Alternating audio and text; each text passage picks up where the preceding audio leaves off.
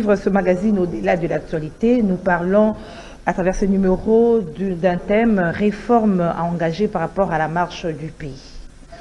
Alors après les élections législatives nationales et provinciales, après l'élection présidentielle qui a reconduit le chef de l'État à la tête du pays avec plus de 73%, quelles sont les réformes à engager par rapport à la marche du pays? Nous en parlons avec un acteur de la société civile. Il s'agit de M. Similar Kanda.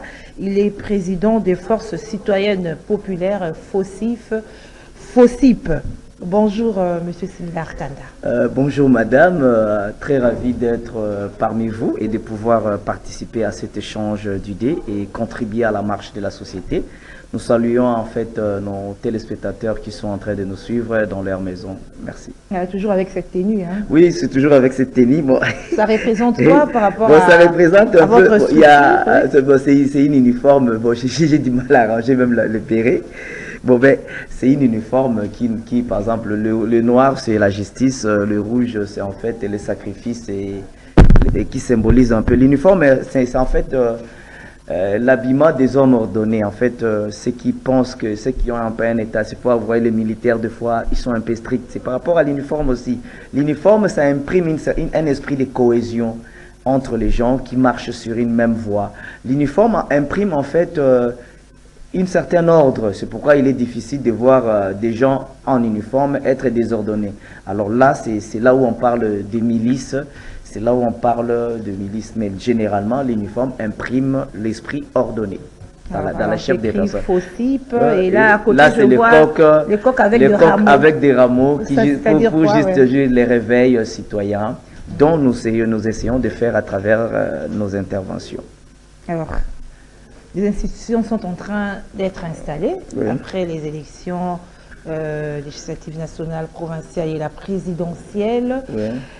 Alors, comment vous voyez la marche du pays maintenant là? Bon, présentement, il y a la marche du pays présentement. Nous devons voir que principalement, par exemple, dans l'administration de la ville, par exemple la ville de Kinshasa, nous devons partir d'un cas concret. Nous sommes à Kinshasa et pour rejoindre un peu le côté national. Bon, dans l'administration de la ville de Kinshasa, on sent quand même il y a des lacunes dans le fonctionnement. Les communes sont appauvries parce que toutes les recettes de la ville de Kinshasa vont en fait auprès du pouvoir central de la ville de Kinshasa. Les recettes sont centralisées. Et ça fait qu'en fait que les communes n'ont pas d'argent. Et les communes n'ont pas de moyens. Et les communes n'ont pas d'argent. Ça se lie maintenant dans la manière dont les bourgmestres sont en train d'administrer les communes. Vous allez voir que les bourgmestres maintenant sont à la recherche de ressources financières en vendant un peu des espaces publics en désordre, à tel point que ça donne en fait une image d'anarchie dans la ville de Kinshasa, à tel point que même les espaces piétons sont vendus par les bourgmestres. Les bourgmestres vendent des espaces piétons parce que tout simplement... les espaces qu'on vend là, les parcelles, sont les bourgmestres qui font... Non, ils donnent en location précaire. Location précaire veut dire que la personne occupe momentanément, il peut mettre... ils n'ont pas l'autorisation de vendre définitivement. Mais ils mettent... Quelqu'un... Mais ils ont au moins le droit de mettre en location précaire. Cela veut dire quelqu'un peut prendre ça pour quelque temps, l'État peut récupérer. Mais dans l'entretemps maintenant, les gens jonglent avec l'État, jonglent avec des documents qu'ils essayent d'attraper illégalement, de faux documents, où ils font passer ces domaines de l'État comme des domaines réservés. À tel point aujourd'hui, on a des routes, mais on n'a plus des espaces piétons. À tel point aujourd'hui, on a des cités, mais on n'a plus des espaces d'aération. Parce que tout simplement, les bourgmestres sont à la recherche de l'argent. Toutes les recettes liées à l'administration des communes sont centralisées à travers la DGRNK, ça va directement dans les recettes de la ville. Et la ville, maintenant, rétrocède une partie aux communes. C'est vraiment une aberration. Or, ça devait être un mécanisme simple qui devait évoluer de la manière dont les communes devaient engendrer eux-mêmes les recettes et gérer eux-mêmes les recettes, et la ville devait garder certains types de taxes réservées à la ville. Vous voyez, on doit avoir des taxes réservées aux communes qui vont permettre aux communes d'avoir des moyens, de pouvoir, au bourgmestre, de pouvoir appliquer une politique. Donc ils sont à la recherche de sources de revenus. Ils sont à la recherche de sources de revenus, c'est ce qui défigure même la ville de Kinshasa. D'autre part, la ville de Kinshasa, l'administration de la ville de Kinshasa pose problème. Dans quoi? Bon, vous allez constater que il y a la réforme qui a fait de la ville de Kinshasa ville-province, c'est une ville-province. Donc, il y a un gouverneur, comme il y en a, par exemple, si vous arrivez dans toutes les provinces, Équateur, Bandundu, Bakmungo, par exemple, il y a des gouverneurs. Mais lorsque vous descendez, lorsqu'on voit la ville, on voit le maire de la ville. Par exemple, lorsque vous êtes à Lubumbashi, il y a un maire de la ville qui traite un peu les questions élémentaires liées à l'administration de la cité. Mais quand vous êtes à Kinshasa maintenant, vous avez pratiquement une démographie explosive qui est là. Donc la ville de Kinshasa est en surnombre, plus que même d'autres provinces. Mais dans l'entretemps, il y a des petits problèmes d'ordre communautaire des cités, mais dont les gouverneurs avec un beau veste, avec des gardes du corps, trouvent que c'est trop bas pour traiter. Donc normalement les bourgmestres aussi doivent traiter, mais les bourgmestres maintenant, on quitte à Kinshasa. Quand vous êtes à Kinshasa, vous quittez du bourgmestre, du gouverneur, vous atteignez directement les bourgmestres. C'est un vide total. On doit réformer la ville de Kinshasa pour permettre à ce que nous puissions avoir, par exemple, concernant la Tchangou. Tchangou doit devenir une district-ville. Tchangou doit devenir une district-ville. Lukunga doit devenir une district-ville. Des districts-villes. On ne doit plus avoir des districts tout simplement. Kinshasa doit générer des districts-villes. Donc, on aura la ville de Tchangou avec un maire de ville, avec un maire de la ville de Tchangou, la ville de Lukunga, avec un maire de la ville de Lukunga, la ville de Moamba, avec un maire de ville. Pour quelle finalité? La finalité est que quoi? Vous savez, on a la réforme qui avait été entreprise sous Joseph Kabila a permis en fait qu'on ait la province vive, mais il y a un problème de gestion. Les gouverneurs sont débordés dans la manière de gérer, parce que les gouverneurs appliquent une politique sur une étendue surpeuplée, mais qui a des réalités diverses. Par exemple, ici à la Gombe, c'est Lukunga. Mais à Lukunga, par exemple, on n'a pas le même problème qu'à la Tchangou. Mais il y a des bourgmestres. Non, il y a des bourgmestres, mais qui ne travaillent pas en interconnexion. Maintenant, l'avantage... Travailler en interconnexion, c'est-à-dire quoi? En interconnexion, cela veut dire avoir une même politique en matière, par exemple, de criminalité. Qu'on ne peut pas, en matière... Dans chaque commune... Les bourgmestres doivent travailler ils ne sont pas interconnectés. Par exemple, le bourgmestre de Gaba et de Lemba ne sont pas interconnectés, mais ils sont dans le même... Chacun d'entre eux, s'il a des rapports, il envoie à l'autorité supérieure. C'est à l'autorité supérieure maintenant de pouvoir voir si il y a un rapport à fusionner ou à relier. Mais or, maintenant, lorsque on va atteindre maintenant ce qu'on va appeler les districts-villes, il y aura un maire de la ville. Donc, Tchangou aura le statut de ville avec des responsables qui vont gérer Tchangou comme une ville. Donc, de la même manière que Lubumbashi est géré. Donc, Tchangou sera une ville. Vous voulez que ça soit comme c'est dans les provinces? Il y a la oui, il y a des villes. Donc, Kinshasa doit avoir à son sein 4 villes. À son sein. Il y aura des villes et les villes auront des maires de villes. Et le maire de ville, du district, maire de ville de la Tchangou doit devenir une ville. Bon, la ville de Tchangou aura un maire qui va gérer en fait le problème de Tchangou. Parce que qui aura le temps à se consacrer au problème de Tchangou? Parce que le gouverneur tel qu'il est là, je vous dis, ne vous trompez pas, ils sont plus dans les taxes des entreprises, hein. Ils sont plus dans les taxes des entreprises. Et vous allez voir que la commune la plus visitée par la plupart des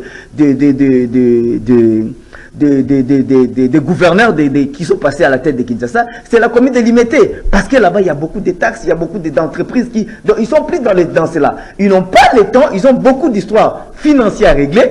Ils n'ont pas de temps d'entrer dans la réalité quinoise. Or, maintenant, la réalité quinoise, c'est ce qui permettra lorsqu'on entre dedans à changer en fait cette administration. Cela veut dire quoi? On ne peut pas avoir un ministre provincial qui se comporte comme un ministre, Mais en dessous de lui, il donne des directives à qui? Dites-moi. Les directives d'un ministre provincial, il donne à la division. Mais or, si on va dans la logique nationale, le ministre national donne des instructions, ça passe chez le gouverneur les transmet directement au gouvernement, le gouvernement provincial les transmet au maire de la ville. Mais maintenant, Kinshasa a des sérieux problèmes parce que il y a un certain problème d'administration de la ville. Le nombre des habitants est supérieur. Ça, c'est récent dans la manière dont la ville est gérée. Le nombre est supérieur, mais qui n'est pas bien géré, tout simplement parce qu'il n'y a pas de structure d'encadrement, de gestion des bourgmestres et de gestion de nos communes. Vous voulez dire quoi? Que le gouverneur est surchargé? Il faut tout simplement ça. Le gouverneur est surchargé. Il faut décharger le gouverneur. Très bien. Justifier son incompétence ou comment? Non, on ne justifie pas l'incompétence. On dit tout simplement que le gouverneur est surchargé. Il faut décharger le gouverneur en adaptant la ville de Kinshasa à cette logique de dire ville-province. On sous-entend qu'il y a aussi à son sein des districts-villes. Donc, il faut permettre, c'est parce qu'aujourd'hui, démographiquement, Kinshasa dépasse plusieurs provinces en nombre. Mais comment là-bas, on doit avoir des villes, mais Kinshasa ne peut pas avoir de villes. Donc, il faut adapter, permettre le rapprochement des administrés et des décideurs. Le rapprochement n'est pas dans les députés provinciaux. Les députés provinciaux sont dans une logique où c'est là où ils sont. Ils ne sont pas dans la logique. Et puis, ils n'ont pas d'influence directe dans la gestion de la ville. Ceux qui ont les différences... Comment ça? Ils n'ont pas d'influence. Ils ont le pouvoir, par exemple, de démettre le gouverneur. D'interpeller, mais... la gestion de nos communes, ils sont loin. C'est quelque chose qui est... C'est loin d'eux. C'est loin. Alors, or, maintenant, si on a un maire de la ville, on aura 4 maires de ville. Les 4 maires de ville vont nous aider, en fait, à être dans le concret, vont concentrer, donc vont décharger le gouverneur. Le gouverneur aura le temps de s'occuper plus de beaucoup de choses, parce qu'aujourd'hui, il y a plusieurs mots qui n'arrivent pas à trouver de solution. Cette erreur d'incohérence, d'administration, des recettes, se retrouve même dans la manière dont la plupart de nos entreprises de l'État fonctionnent. Je vous donne un titre d'exemple. Vous avez déjà voyagé par l'aéroport de Djili? Vous avez déjà voyagé? Non, est-ce que vous êtes déjà passé par là? Et si vous passez à l'aéroport de Djili, vous allez constater deux choses. Que l'aéroport de Djili n'a jamais été, mis à part les modulaires internationaux construits sous Joseph Kabila, l'aéroport de Djili n'a jamais été changé dans sa globalité, n'a jamais été construit ou reconstruit durant le temps, depuis 60 ans jusqu'à aujourd'hui. On s'est concentré plus à améliorer les tarmacs, à faire tout ça. Mais vous allez arriver à l'aéroport de Djili, vous allez constater la même souci de rechercher l'argent. L'aéroport de Djili a été défiguré par le Congolais. Vous voyez, c'est défiguré par nous les Congolais. L'aéroport que les Belges ont laissé, si vous prenez la carte de l'aéroport d'Ndjili, laissée par le Belge, et la carte de l'aéroport d'Ndjili, gérée par le Congolais, c'est un défigurement total. Ce n'est pas le même cas. Les Congolais sont allés dans la même logique que les bourgmestres. Nakata, Natekana, je coupe, je donne, je fais louer, je prends l'argent. Je coupe, même sans tenir compte de la beauté. Si vous arrivez à l'aéroport de Djili, vous sentez que c'est géré par un fou. Je m'excuse, ce n'est pas une insulte. Vous avez l'impression que... Ce n'est pas une insulte, madame. Vous avez l'impression que l'aéroport de Djili est géré... C'est pas dans les mal. Vous savez, pour délivrer le Congo, nous sommes des fois obligés d'être durs. Il faut éviter des fois de caresser, de cajoler. Parce qu'en cajolant aussi, tout le monde commence à voir que non, eh bien, c'est mal, le mal est mal, le mal est bien. On commence à confondre. Alors vous parlez de dire, quand vous regardez, vous avez l'impression que c'est comme si ce sont des gens qui ne comprennent pas la gestion. Comment un aéroport dit international, on peut avoir des petits vendeurs, des petits vendeurs, des petits bistrots, des petits... Donc on morcelle des espaces. On vend en désordre, vous sentez que les soucis n'est pas ni la beauté, ni la présentation, ni le caractère international de cet aéroport, mais les soucis et les recettes de l'État. C'est ce qui défigure l'aéroport d'Indjili. C'est le même mal, la République commerçante démocratique du Congo, la République où l'État ne fait que courir derrière l'argent, où les recettes de l'État doivent exploser, mais les désordres qu'on occasionne, on ne regarde pas. Regardez nos communes, c'est toujours la même chose, la même saleté. Quand vous regardez même dans les entreprises, cette réalité désordonnée. Pourquoi? Les politiques ont mis la République dans une logique de rechercher l'argent uniquement. L'État congolais, l'État ne peut pas être à la poursuite du bénéfice.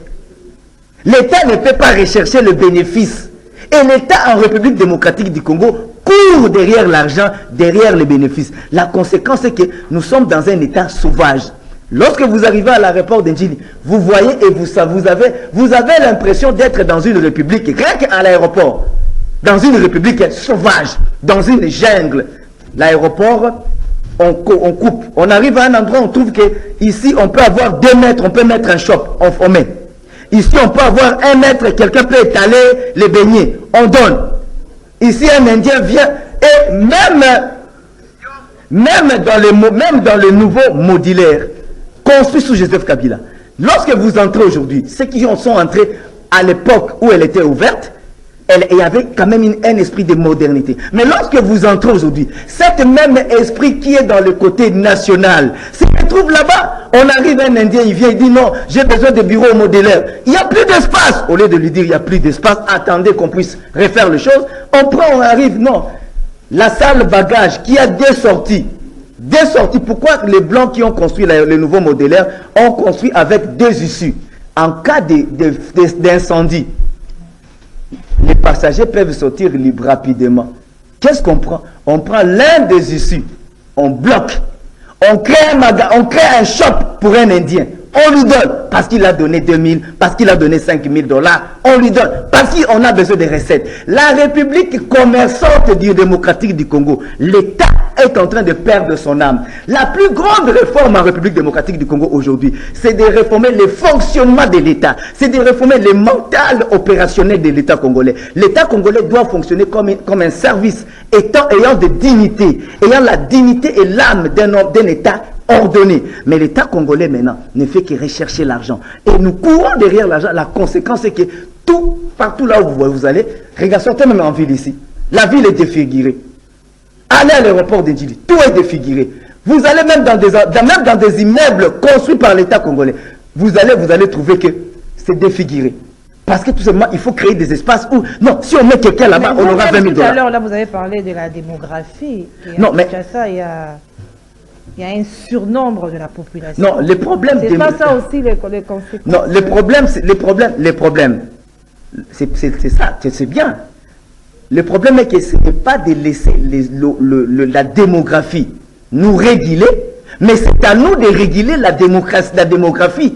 C'est cela où on parle du pouvoir public. Le pouvoir public, ce n'est pas qu'on voit une autorité en train de circuler dans un beau véhicule qui porte avec de belles vestes, mais qui est incapable d'apporter des solutions à la régulation de la société. C'est là où on parle de l'ordre public. Mais il y a un problème de chômage aussi. Hein. On voit par exemple quand chasse les dames qui vont sur la chaussée, après ils disent nous irons où, nos maris ne travaillent pas, vous voyez pas que là aussi il y a ce problème-là. Mais les problèmes maintenant, c'est l'état d'esprit de la manière dont on les fait.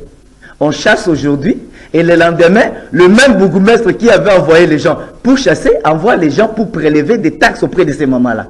Ces mamans-là se sentent comme si elles ont des droits. Non, ce n'est pas question d'emploi, madame. Dans tous les pays du monde, il y a des chômeurs. Je vous dis, non, écoutez madame, il y a des chômeurs. La régulation de la société implique une certaine rigueur. Lorsque vous refusez d'être rigoureux dans votre manière d'opérer, c'est que vous refusez de gérer la société. Donc vous préférez qu'il y ait la société. Pourquoi vous voyez aujourd'hui? Je vous dis la vérité, lorsque moi je suis de la Tchangou, je suis de la commune de Lansélé, quand je rentre chaque jour de chez moi, quand je passe la réalité que je vois, quand je passe de l'aéroport d'Indji. Donc, vous voyez les désordres. Même aujourd'hui, regardez à côté de l'échangeur de Limité. aux alentours là-bas. On a mis même des bistrots. Vous comprenez?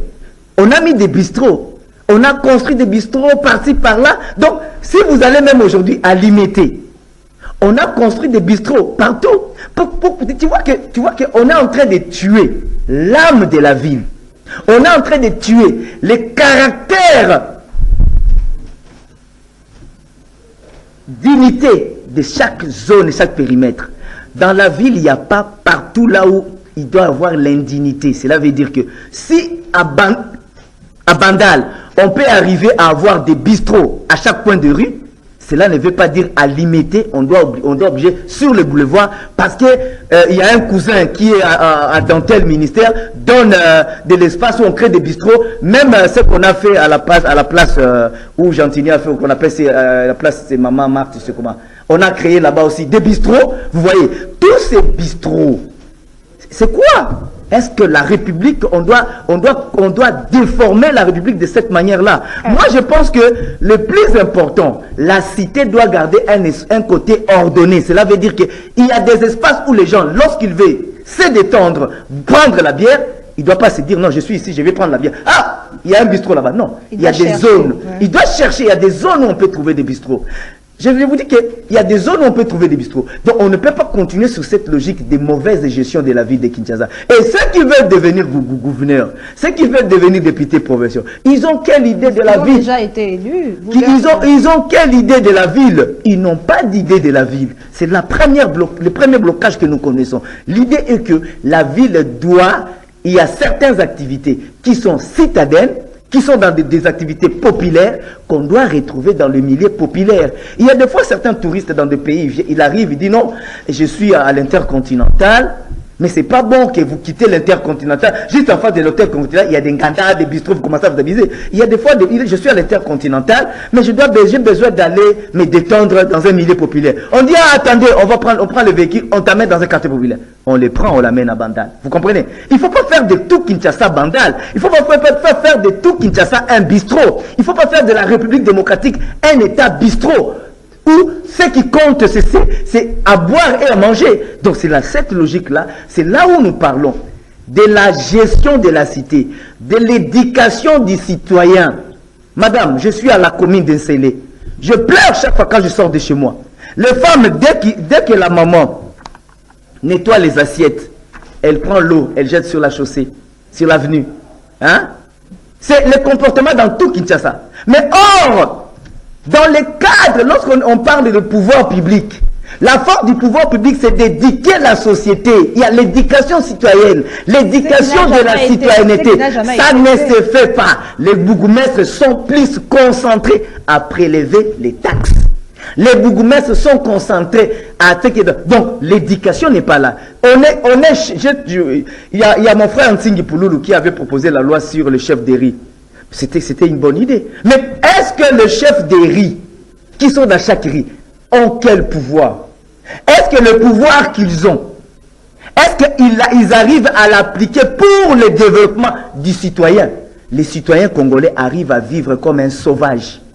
Cela veut dire si j'ai des immondices, je jette dans les caniveaux et personne ne me fera quoi. Et on dit parce qu'il n'y a pas de garde-fou, parce qu'il n'y a pas de taxes, parce que on nous a dit qu'à l'époque de Mobutu, c'était si il y avait des salongos, si on voyait des immondices devant votre parcelle, vous devez payer des amendes.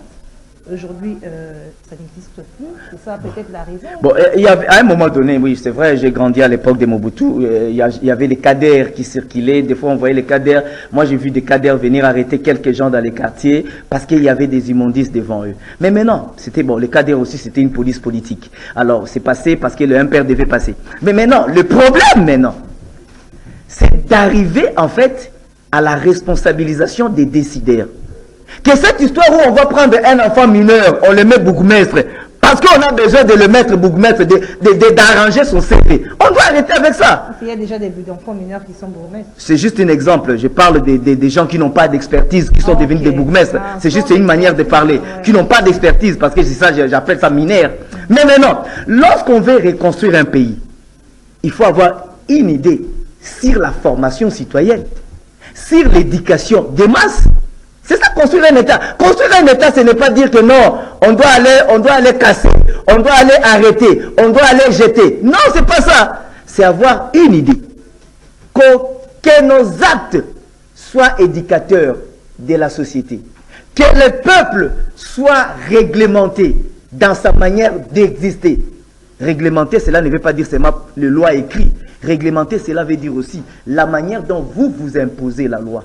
Vous réglementez, vous imposez, vous appliquez la loi. Mais ici, chez nous, on préfère, non, il y a ça, tout ça, tout ça. Donc, l'irresponsabilité en irresponsabilité. Donc, je pense que la meilleure des choses, et c'est important aujourd'hui, c'est d'arriver en fait à une bonne administration et à des bonnes réformes qui pourront permettre à ce que les décideurs puissent, Kinshasa, puissent bénéficier en fait les gouverneurs de Kinshasa puissent être déchargés, que nos entreprises fonctionnent comme des entreprises, mais pas comme des structures.